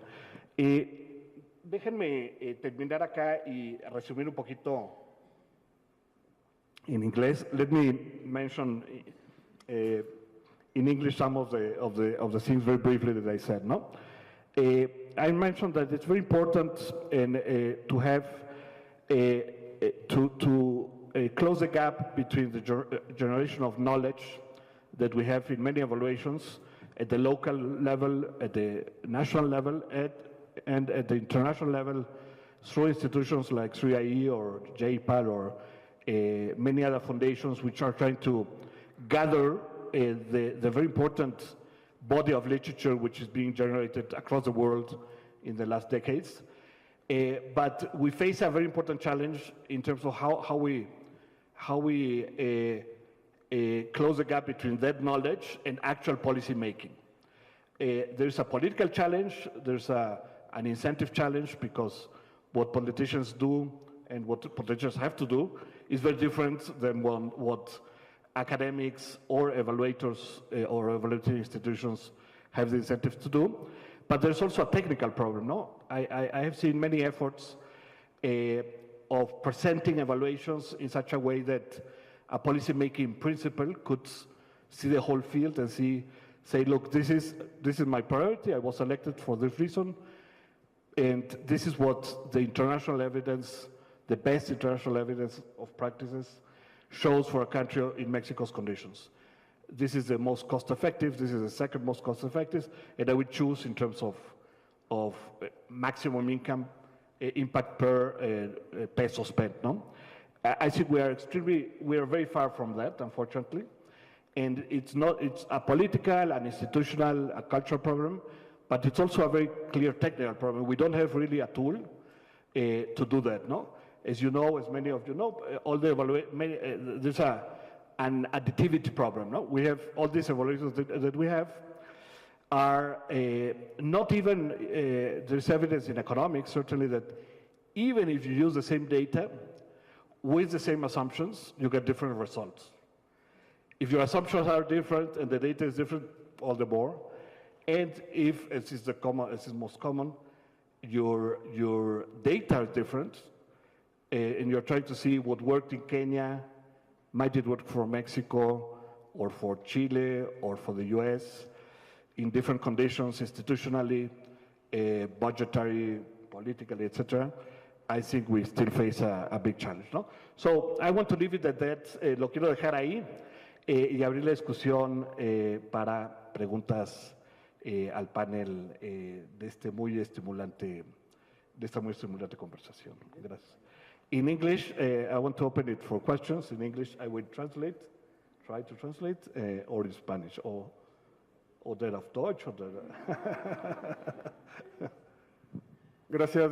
Sí, ciertamente muy interesante la discusión. Con lo último que comentabas, John, estaba pensando justo el panel previo, todo este asunto de la complejidad, ¿no? Que de pronto en ese contexto el resultado puede ser no el resultado, ¿no? Pero un poco pensando en el tema del panel, antes de que iniciara yo estaba pensándolo más en el sentido de, supongo que no es fácil, pero que iba a hacer un panel sobre las recomendaciones de cómo hacer, ¿no? Para facilitar la transición en el ámbito del uso de la evaluación. Lo que escuché fue más pues, el conjunto de retos que se presentan, ¿no? En términos concretos de pensarlo, me gustaría, por un lado, en el caso de Gonzalo, en realidad ya pasaron, como lo dijiste, por un par de transiciones. Y ciertamente el ejemplo que decías de la cruzada es uno interesante, ¿no? O sea, ¿cuál fue en esa transición? Entonces, ¿cuál fue el reto para hacer relevante la evaluación? Porque al final, dada la institucionalización del mecanismo de evaluación, al menos a nivel federal, pues lo claro es que va a permanecer, Coneval va a seguir las siguientes administraciones porque está en la Constitución, ¿no? Digo, habría que cambiarlo de regreso ahí, ¿no? Pero pienso que lo importante es más bien cómo asegurarse que las evaluaciones se usan, ¿no? Que lo que sale de la evaluación es algo que lleva a modificar algo en política para, por ejemplo, señalabas el asunto de las brechas en acceso efectivo, pero ¿qué pasó en la transición pasada? ¿Cuáles fueron los mecanismos que facilitaron o las barreras que se dieron para el diálogo y para facilitar el uso de las evaluaciones? Y yo creo que algo similar en el caso de Jalisco, ¿no? Que es lo que están enfrentando ahorita. Me quedé pensando, y a lo mejor es algo muy, muy marginal, pero cuando decías, Carolina, de como algo positivo, resaltar que se dedica a evaluaciones menos del 1%, ¿no? Del presupuesto, el 0.48 creo que decías. Yo pensaba, digo, a lo mejor deberíamos gastar mucho más que eso, ¿no? O sea, en realidad, sí, porque al final el argumento es que la evaluación no es un gasto, es una inversión para mejorar lo que estás haciendo, ¿no? Entonces, no me queda tan claro por qué es algo positivo gastar poco, ¿no? Bueno, a mí me gustaría mencionar en lo que tú esperabas del panel. Gonzalo se atrevió a hacer una distinción entre qué argumentos usamos para que los siguientes gobiernos usen la evidencia generada para el planteamiento de políticas públicas. Y hay una razón pragmática que se atrevió a poner sobre la mesa, ¿no? Y es el hecho de que si algo le tienen miedo los políticos es a tres cosas: a salir con observaciones de la Auditoría Superior y que le salga en su año 7 un periodicazo de que se robó 30,000, 40,000 millones, eso le tienen mucho miedo. Le tienen mucho miedo a que salga también el periódico que aumentó la pobreza, que en su sexenio aumentó la pobreza, y le tienen mucho miedo a salir mal en los rankings, en todos, ¿no? Entonces, cuando Coneval hace su diagnóstico de monitoreo y evaluación de las entidades federativas, le tienen miedo a salir en la posición 24, o sea, si no están en el top 4, es fatal. O cuando INCO hace su ranking, o cuando GESOG hace algo similar, creo que le tienen miedo a eso, y Gonzalo lo mencionó, es pragmático decirles, si usan esto, les va a ir bien en sus calificaciones.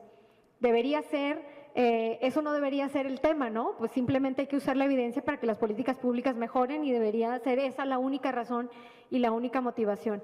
Pero sabemos que no es así, y sabemos también que el uso de las evaluaciones depende en gran medida de la habilidad que tengamos de darles luz hacia nuevos planteamientos de programas y políticas, porque también da mucha pena decirlo, pero creo que la mayoría de los equipos de los candidatos a nivel estatal o a nivel nacional, pues no tienen mucha claridad y mucha idea de hacia dónde va la cosa, porque esto es una curva de aprendizaje, ¿no? Los que estamos aquí o llevamos 9 años en gobierno, pues nos costó los 2, 3 primeros años aprenderle como por dónde, y si no es por las mediciones de pobreza y por otros instrumentos que se han generado que marcan hacia dónde construir política pública, pues estaríamos ahora sí como la gallina ciega, ¿no? Todos atados en los ojos. Y finalmente, tu última pregunta de por qué es positivo el invertir menos. Porque es una, como John lo decía, es una barrera.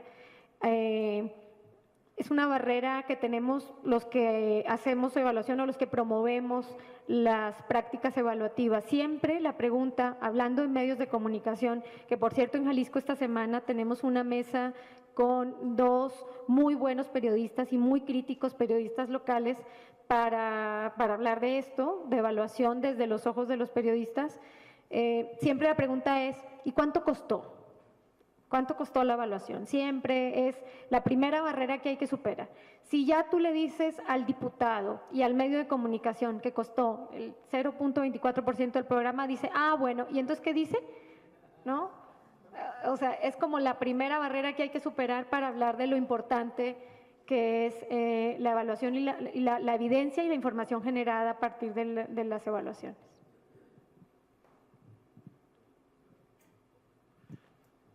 Brevemente quería mencionar algunas cosas a raíz de la demanda por recomendaciones. Yo quiero comenzar diciendo que se usen las evaluaciones no es una ciencia, es un arte. ¿Ya? Entonces tenemos que entenderlo de esa manera también. ¿Ya? Lo cual no quita que tengamos bien claro la dirección en la que tenemos que ir y conocer el menú de opciones que tenemos que manejar y el contexto en el que tenemos que trabajar también. Entonces yo quería, sí, dicho esto, señalar rápidamente tres cosas. Yo sí creo que un elemento crítico tiene que ver con el tema del financiamiento. Es fundamental, desde el punto de vista de la continuidad, como el punto de vista de lo que acaba de señalar Carolina, que no voy a repetir. Un segundo elemento tiene que ver con trabajar con socios estratégicos que le den esta continuidad.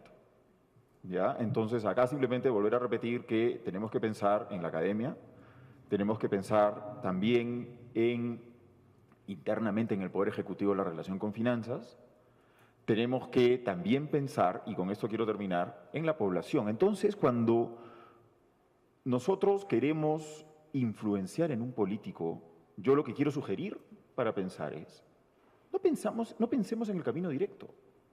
¿Qué le interesa al político? No le interesa entender mi evaluación. Mire, yo les cuento, puedo contar mil anécdotas. Yo he hablado con N congresistas, N parlamentarios. Ya antes de que les toque hablar en el Pleno del Congreso, Juan Pablo, estamos de acuerdo con lo que ustedes están diciendo, ¿ya? O sea, de verdad, eso tiene que continuar. Pero cuando salga a hablar, voy a golpearlos y voy a decir que esto no funciona. Así es.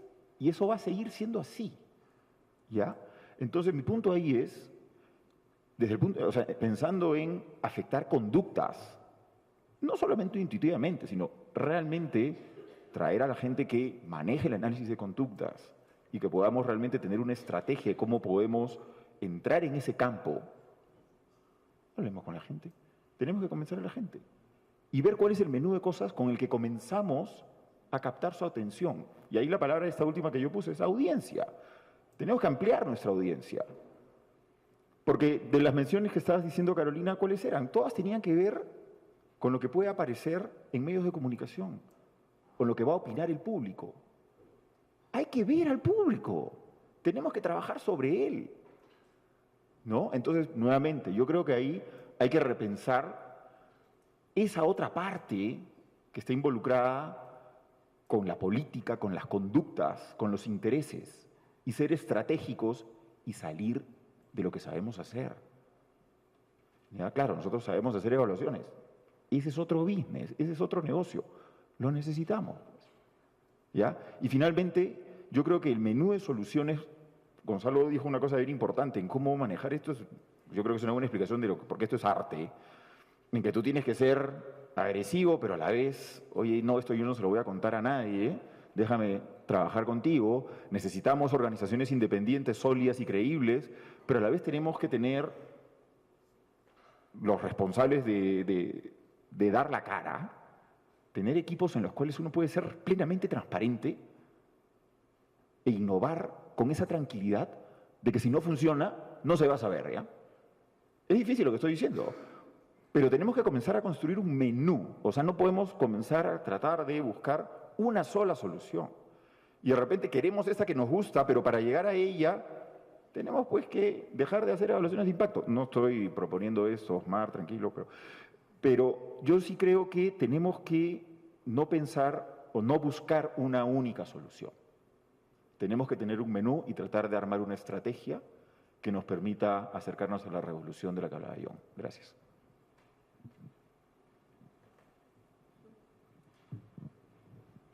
Let me try to explain to Vivian and Manny and others. So Juan Pablo is from a new state, and he's the director or the president of the Evaluation Council. and he will be facing a new governor. Carolina happens the same. She's going to be facing a new governor. And Juan Pablo experienced being part of the new government. So his question is, which type of concrete examples we can have in the past of why governments actually paid attention to evidence? That was his question.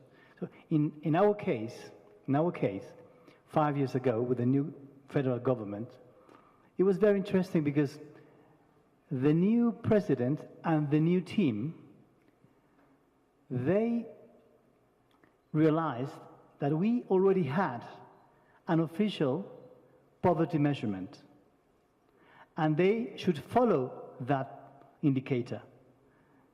We really thought, I mean, I don't know if you thought about it, but I thought that with a new president from a new party, they're going to say, well, no, this poverty indicator was from the past, so who cares about it? No, it happened actually the opposite.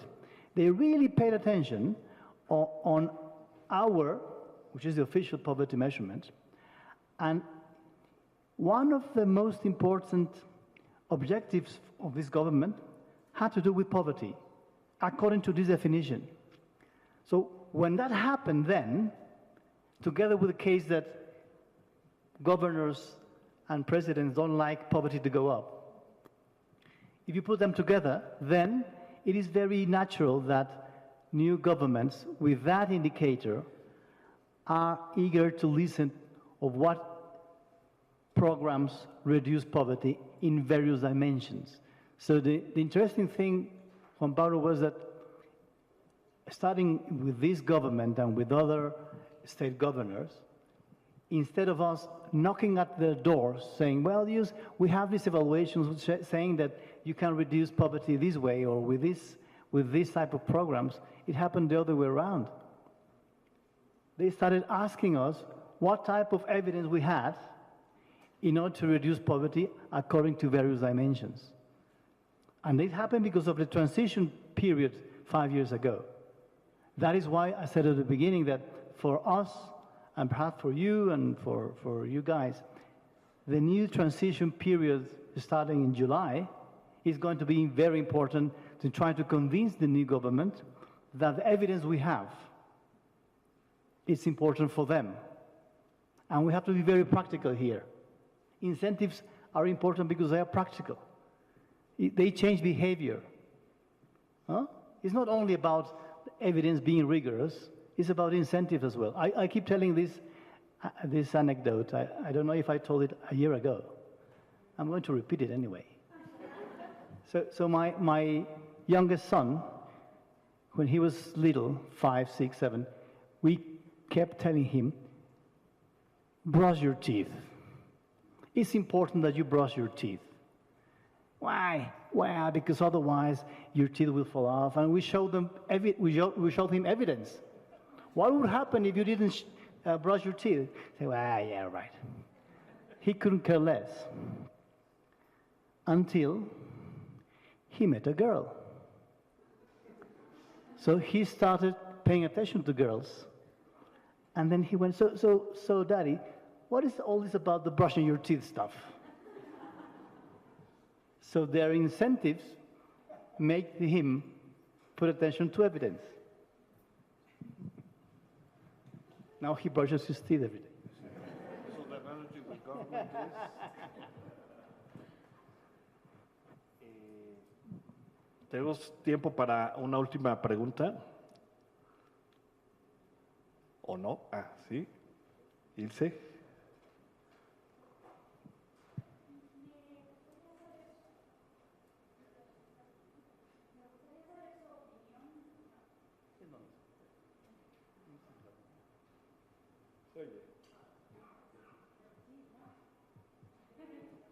Se oye. Si lo dices en inglés. Ahí está.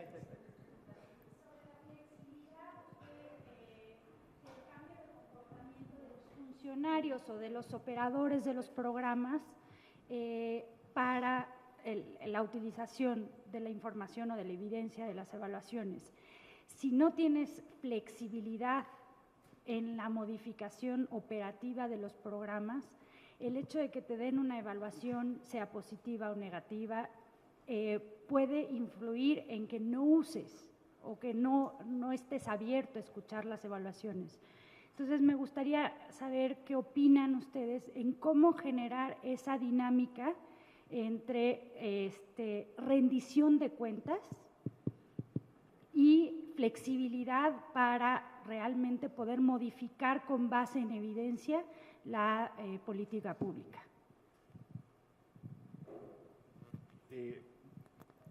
¿Alguna última pregunta antes de pasar la palabra a nuestros ponentes final? ¿No? Bueno, ¿sí?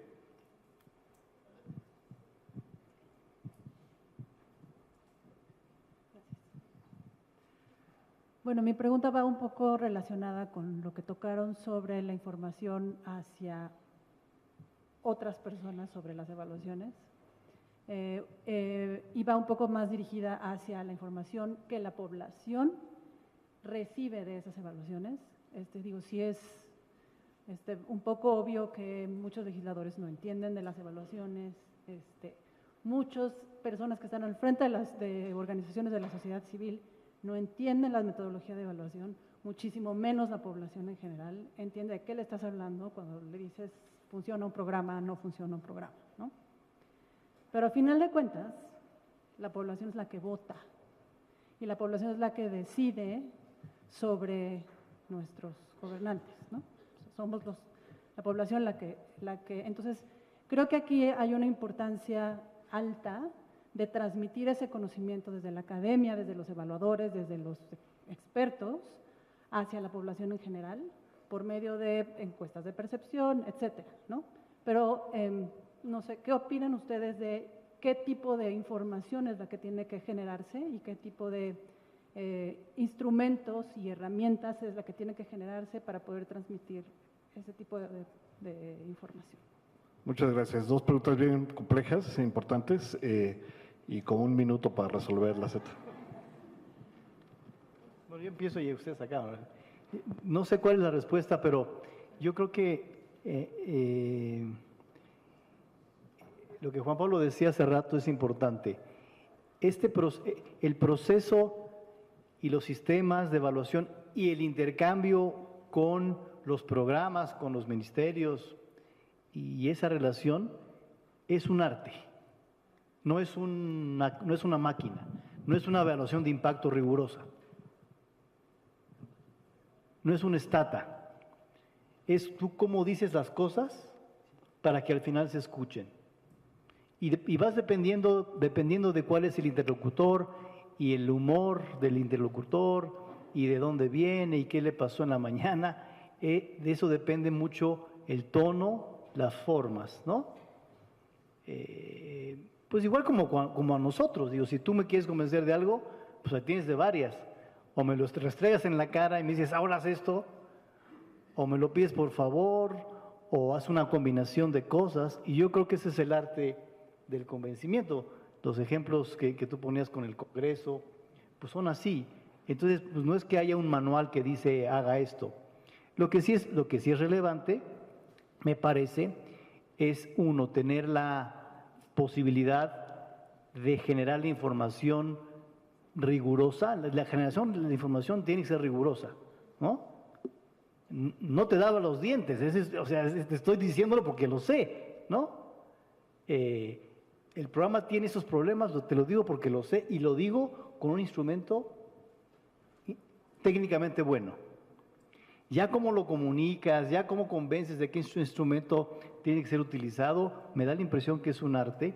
Y como decía John hace rato, va dependiendo, los modelos de los países o de los estados van dependiendo de la institución y de la historia del país y el estado. En Perú, hasta donde yo tengo entendido, Juan Pablo, era una evaluación o un sistema de evaluación en el MIDIS y en educación donde era muy cercano al policymaker. Era casi diciendo, a ver, yo soy tu aliado aquí y quiero decirte qué problemas tenemos y casi que te lo digo solo a ti para que vayas mejorando. El modelo Coneval que puso el Congreso es bien diferente. enfatiza la rendición de cuentas, porque así lo dijeron el Congreso de Oposición. También es cierto que en el Coneval y en el proceso nos acercamos hacia la mejora, pero no desde la parte normativa. Entonces, uno va a ir moviéndose dependiendo cómo vas encontrando al auditorio. Me parece que la petición que le quiero hacer a Juan Pablo aquí es que, al parecer, el candidato líder de su estado es un exfutbolista. Me encantaría que me invitaras a esa primera reunión de evaluación con Cuauhtémoc Blanco. Te lo pido, por favor. Bueno, en cuanto a la flexibilidad para el cambio en los operadores, ¿qué nos ha funcionado un poco en el transcurso de las evaluaciones en Jalisco? Dos elementos. Uno, desde el inicio de la evaluación dejar muy claro a los operadores que es una evaluación al programa y no una evaluación a las personas. Y creo que en eso hemos hecho muchísimo énfasis desde la primera reunión de arranque de las evaluaciones, es distinguir y poder dejar muy claro que las recomendaciones o los hallazgos y las conclusiones van dirigidas al programa y no a los operadores. Eso ha bajado muchísimo la presión para la recepción del evaluador externo. Y segundo, creo que tiene que ver con algo de lo que decía Gonzalo y puede ser la razón por la cual no dimos el salto político a convertir la estrategia de evaluación en un OPD, en un organismo público centralizado o en un organismo autónomo. Y es el hecho de que los principales promotores de la evaluación éramos personas muy comprometidas con el proyecto de gobierno. Y en algunos momentos lo que mencionábamos era, bueno, pues es mejor que nosotros lo sepamos, que nosotros lo descubramos, que nos lo digan aquí un externo, pero en casa, a que esto en algún momento truene en un programa mal ejecutado, en un dispendio de recursos públicos o en otra serie de digamos, efectos o externalidades más cuantiosas o más negativas que lo que puede resultar que alguien te lo diga en una evaluación. Y el elemento de los ciudadanos, de cómo comunicar esta información a los ciudadanos, un poco de ahí salió el tema de las infografías. Cuando estaba en la Secretaría de Desarrollo e Integración Social, que llegaba un evaluador externo y nos pedía hacer grupos focales, nos pedía convocar un gran número de beneficiarios para entrevistas o para encuestas. Luego los beneficiarios, siempre los que hemos trabajado en el sector social, sabemos que más, incluso en adultos mayores, cuando alguien les toca la puerta o les genera una llamada, ellos se quedan pensando que cuándo los van a volver a llamar, cuándo les van a volver a decir qué pasó, para qué los contactaron, y por eso generamos estas infografías, para circularlas entre los beneficiarios y que de alguna manera sirviera de retroalimentación de que en esa calidad de informantes que contribuyeron a la evaluación, pues tuvieran no solamente un papel receptivo de la información, sino que incluso sirvieran para difundirla entre contralorías sociales y demás. Creo que ha sido una buena herramienta. Lo que no sé cómo conectar en tu pregunta es en la palabra votante, porque si algo creo que tengo una hipótesis es que los buenos resultados y los hallazgos no se transmiten directamente en las preferencias electorales y en las urnas. Está el ejemplo de Querétaro, ¿no? Y tú lo planteabas bien, John. Entonces, nada más no sé cómo retroalimentar al votante, pero sí retroalimentar al ciudadano y más al beneficiario de programas sociales evaluados. Sobre el tema de la flexibilidad, bueno, ya se ha dicho casi todo, ¿no? Una cosa que hicimos en el Ministerio de Economía, pensando en eso, es siempre tratando de respetar la independencia de la evaluación. Es fundamental que el proceso de evaluación sea concurrente con el programa, desde el arranque, ¿no? Porque si es que entienden al evaluador como una amenaza, las probabilidades de que esto efectivamente se traduzca en uso o que en realidad el evaluador aprenda de las restricciones de implementación y muchos otros factores de contexto que enfrentamos los que tenemos que implementar políticas públicas, se pierde, ¿ya? Entonces yo creo que ese es como un insumo básico que se tiene que manejar. Elementos adicionales, ya dependiendo del tipo de evaluación, la temática, tiene que ver con otros actores que puedan definir reglas que introducen rigidez a la implementación de estas recomendaciones. Y uno que se me viene a la cabeza rápidamente para el Perú y no sé si también para México, es el Ministerio de Economía y Finanzas, ¿no? Entonces, yo creo que tener en el radar a esas personas y tener este concepto de la concurrencia es algo crítico para avanzar en este tema que,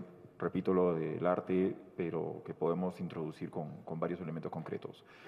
Sobre el tema de la participación de la población y un poco tomando la última parte de los votantes, yo como lo veo en realidad es un terreno, yo no tengo ninguna experiencia que comentar, o sea, es más una necesidad y algo que digo, necesitamos avanzar en esa dirección desde la experiencia que yo tengo, ¿no? Y además ahí, con claridad lo digo, o sea, como una estrategia para convencer a las personas que ahorita son una traba para poder avanzar en la discusión, implementar las reformas, etcétera, etcétera.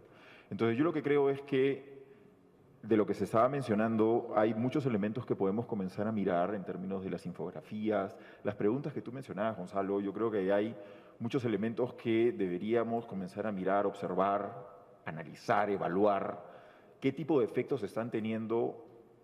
Si tú me preguntas a mí, yo lo que quiero es el efecto sobre el congresista, el efecto sobre los ministros, el efecto sobre los gobernadores y sobre los alcaldes, ¿ya? Obviamente que tenemos que ampliar el conocimiento de la población, etcétera, pero ahorita yo estoy pensando en eso. Entonces yo tengo que armar una estrategia de comunicaciones para que genere cambios ahí, ¿ya? Entonces hay que comenzar a mirar cómo es que eso está funcionando, ¿ya?